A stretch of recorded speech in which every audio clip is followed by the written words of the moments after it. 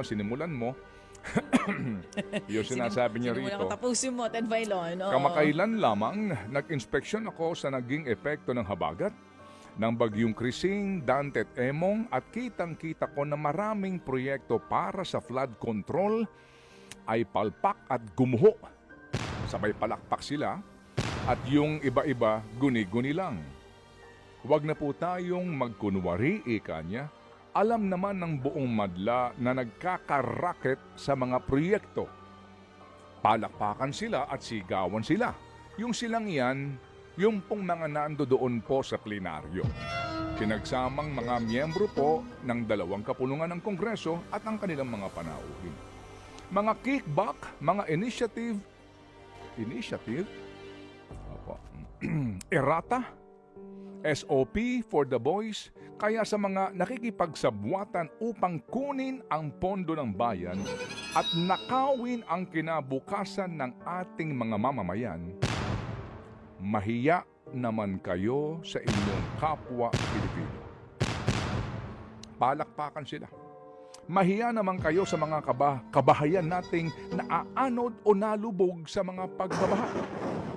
Mahiya naman kayo lalo na sa mga anak natin na magmamana sa mga utang na ginawa ninyo na binulsa ninyo lang ang pera.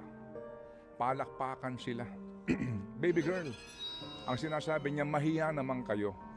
Palagay po ninyo, nahiya kaya sila? Hindi.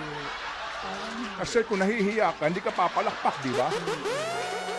Pare-pareho tayo ng reaksyon habang nanonood. Magkakaibang lugar. Pero nung Medyo- pagsabi ng Pangulo, Medyo may pa-blind sabi item ko, dito no? taray, nagpapalakpakan yung mga pinariringgan. Kasi bakit pa kasi hindi diniretso, di ba? Hindi naman maitatanggi itong sinasabi nga.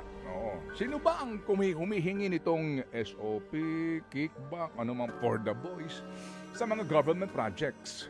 Sino bang humihingi nito? Oo.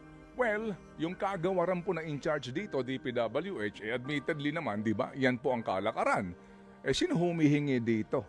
Hindi po ba? Kaya nga, napapanahon din mga kapatid itong ating pinaghandaan na Think About It episode nga sana. Not airing today, obviously because of what happened in the SONA, pero buo na po yun actually. Napapanahon po ito kasi nga, ang timeline ng presidente sa DPWH, ironically DPWH ang mag-iimbestiga sa kanilang sarili. Di ba? Ito po yun Oo, na yun daw pong lahat ng mga flood control projects, no? Hindi ko alam, mayroong infrastructure na iba o flood control lang ito. Anyway, yung budget po na inilaan dito sa loob ng 3 taon, kumbaga panunungkulan niya. Yan po ang kanyang sinasabi. No? Panahon ng panunungkulan niya. Na timing naman din ang ating pong pinaghahandaan na Think About It. Kinuwenta natin ang total na inilaan ng Kongreso na inaprubahan ng Presidente na pambansang budget para sa flood control projects at ilang pang kung ano-ano ang tawag pero para pa rin po sa baha.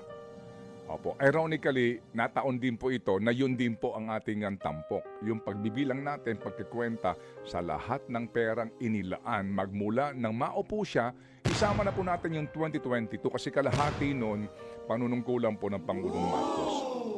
Okay, para ho naman yung mapagtanto din na